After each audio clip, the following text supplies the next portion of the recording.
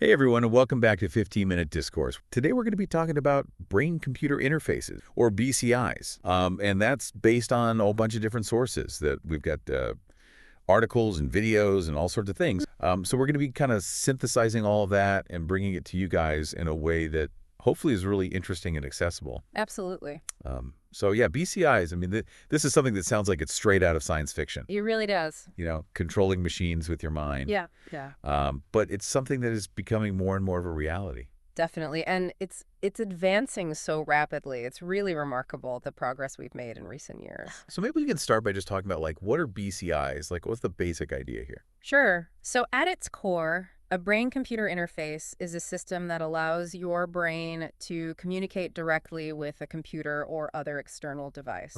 So instead of using your muscles to, type on a keyboard or click mouse, you're using your thoughts to control things. So it's like a new output pathway for your brain, basically. Exactly. Yeah. It's like creating a new way for your central nervous system to interact with the world. That's pretty wild. And I know there are, like, different types of BCIs, right? Yeah, there's a whole spectrum of different technologies that fall under the umbrella of brain-computer interfaces. Okay.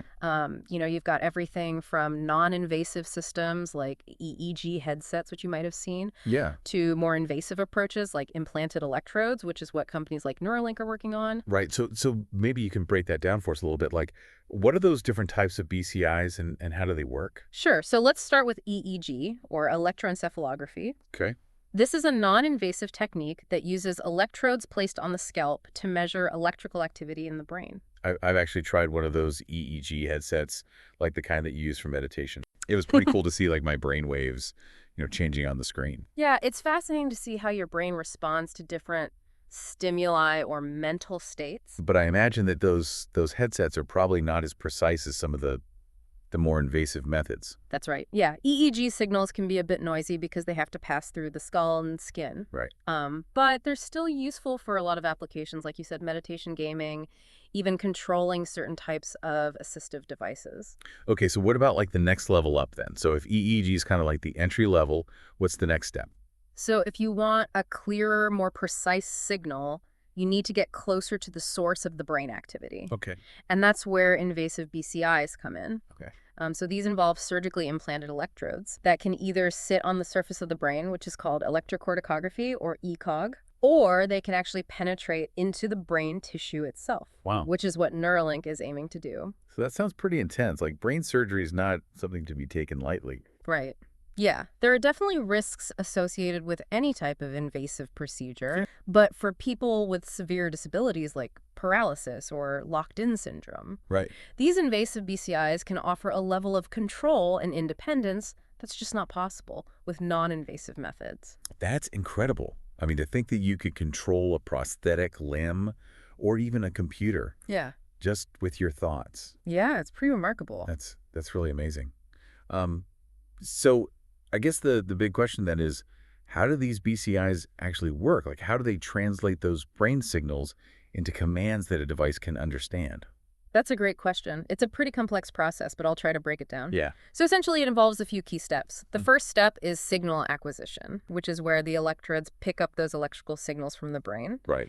Then you have signal processing, where those signals are amplified, filtered, and digitized so that a computer can understand them. Okay. And then finally, you have feature extraction and classification, where the BCI system learns to recognize patterns in those brain signals that correspond to different mental states or intentions.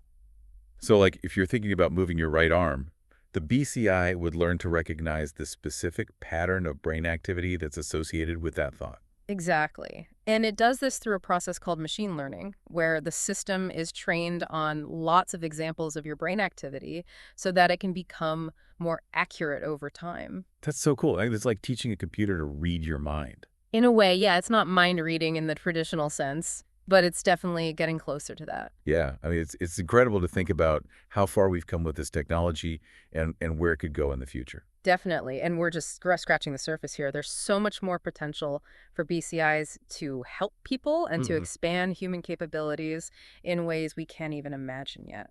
Yeah. So I guess the next question then is, what are some of the ways that BCIs are being used today, and what are some of the potential applications for the future? Well, one of the most promising areas is in assistive technology. So helping people with disabilities regain lost function. Okay. For example, there are BCIs that allow people with paralysis to control prosthetic limbs or wheelchairs just with their Yeah, thoughts. amazing. Yeah, there are even BCIs that can help people with locked-in syndrome communicate by translating their brain signals into text or speech. Wow, that's incredible. Yeah. I mean, that's really giving people their lives back. It really is. And beyond assistive technology, BCIs are also being explored for applications in gaming entertainment, Oh, wow. education, and even military operations. Military. That's interesting. We'll have to get into that a little bit more. Definitely. Right. Yeah, there are some fascinating and also some controversial applications of BCIs being developed for the military. So it sounds like we've got a lot to unpack here. We do. This is a really exciting area, and I'm really glad that we're taking this deep dive into it. Me too. But of course, with any new technology, especially one as powerful as this, there are ethical considerations that we need to think about. Absolutely. I mean, we're talking about devices that can interface directly with the brain. Right. So it's crucial that we consider the potential risks and implications. Yeah. So what are some of the big ethical questions that are being raised around BCIs?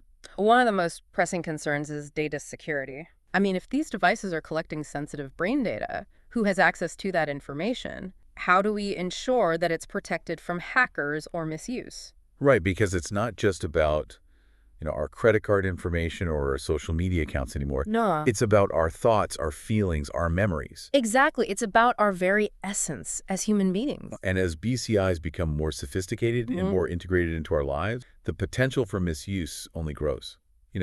Imagine a world where employers could use BCIs to monitor employee productivity or even screen job applicants based on their brain activity. It's a scary thought.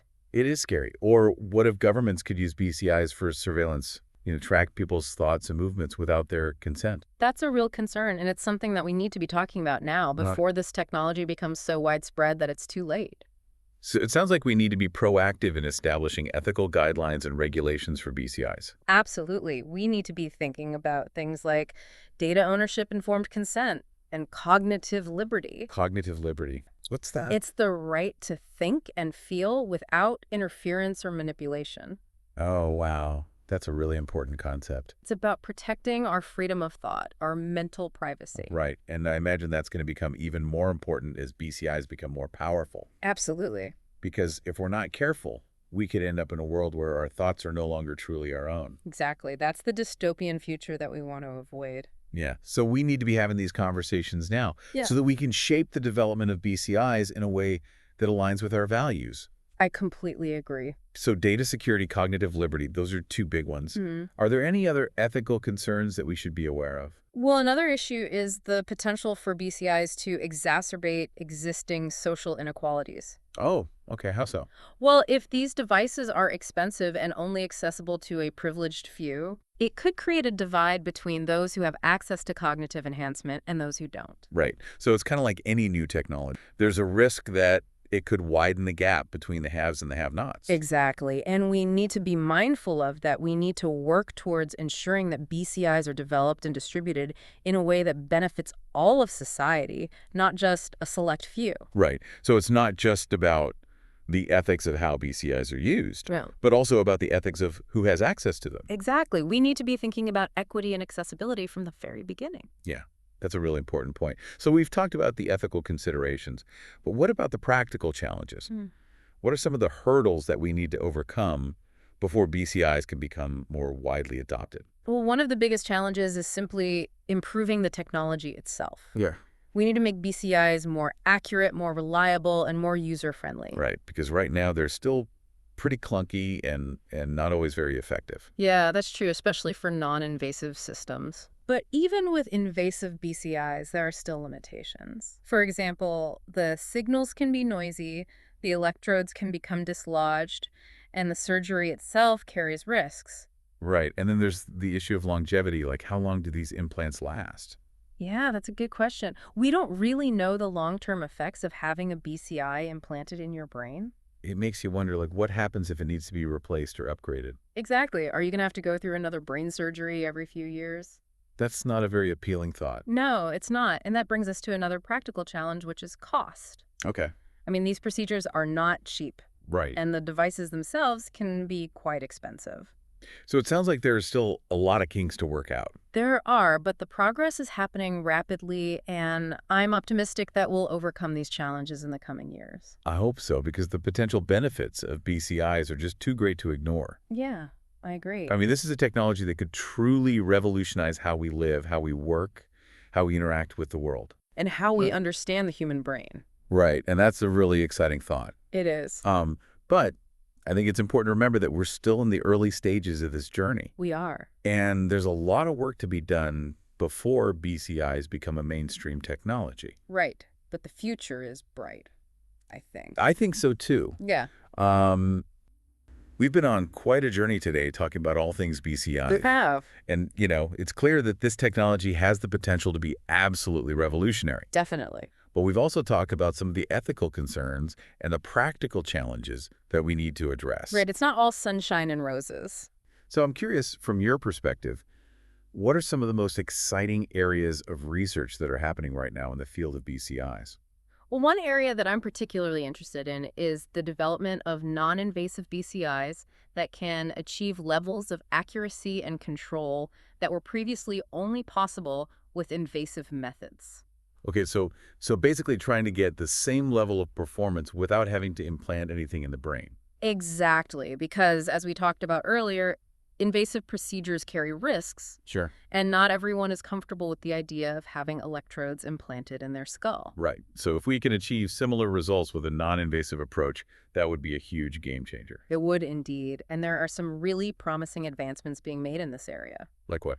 Well, for example, researchers are exploring new types of sensors that can pick up brain signals more effectively from outside the skull. Okay. They're also developing more sophisticated signal processing techniques and machine learning algorithms that can filter out noise and extract more meaningful information from those signals. So it's kind of a two-pronged approach Yeah, you need both the hardware and the software to work together. to really make those non-invasive BCIs more powerful. Precisely. That's really cool. Yeah.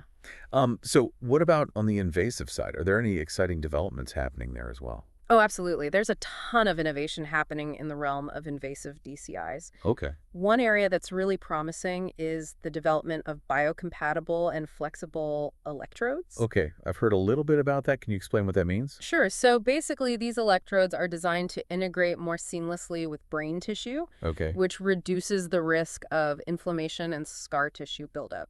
So it's kind of like making the implant more friendly to the brain. Exactly. The goal is to create a device that the brain can tolerate for long periods of time without causing any damage. That makes sense because if you're going to have something implanted in your brain, you want it to be as safe as possible. Absolutely. And in addition to being more biocompatible, these flexible electrodes can also be used to create higher density arrays. Higher density arrays, well, what's that mean? It means that we can pack more electrodes into a smaller space, Okay. which allows us to record from more neurons simultaneously. So we're getting a more detailed picture of what's happening in the brain. Exactly. And that could lead to even more precise control and a wider range of applications. That's incredible. So it sounds like both invasive and non-invasive DCIs are advancing at a really rapid pace. They are. It's a really exciting time to be working in this field. It is. I mean, it's mind-boggling to think about how far we've come in just a few decades. I know, right? And it makes you wonder what the future holds for BCIs. It does. Where do you see this technology going in the next 10, 20, even 50 years? Well, if I had a crystal ball, I'd be a rich man. But I do think it's safe to say that BCIs are going to become an increasingly integral part of our lives. Okay. I envision a future where BCIs are used not only to treat medical conditions, but also to enhance human capabilities, connect us in new ways, and even augment our reality. Augment our reality. It's not as far-fetched as it might seem. Okay. I mean, imagine BCIs that can seamlessly integrate with virtual reality or augmented reality systems, Okay. allowing us to control our digital environments with our thoughts or even experience sensory input that wouldn't be possible in the real world. Wow, that would be amazing. It would, and it's not just about entertainment. Okay. BCIs could also have a profound impact on the way we work, communicate, and even think. So how do you see that playing out? Well, for example, imagine BCIs that allow us to collaborate on projects in real time, sharing thoughts and ideas directly with colleagues regardless of physical location. That's wild, like a mind meld. Exactly, or BCIs that enhance our cognitive abilities, improving memory focus and learning. So it's like giving our brains a superpower. In a way, yeah, it's about pushing the boundaries of what's possible with the human mind. That's both exhilarating And a little bit terrifying to think about. It is, there's definitely a sense of awe and wonder, but also a healthy dose of caution. Right, because as we've talked about, there are ethical considerations that we need to be very mindful of. Absolutely. Yeah. We need to ensure that as we develop and integrate BCIs into our lives, we do so in a way that benefits all of humanity, promotes well-being, and respects our fundamental values. Well said. I think that's a perfect note to end on. I agree. It's been a fascinating journey exploring the world of BCIs with you today. It has been my pleasure. And I hope our listeners have enjoyed it as well. If you did, be sure to like and subscribe to 15-Minute Discourse for more deep dives into thought-provoking topics. And until next time, keep those brainwaves buzzing. See you later.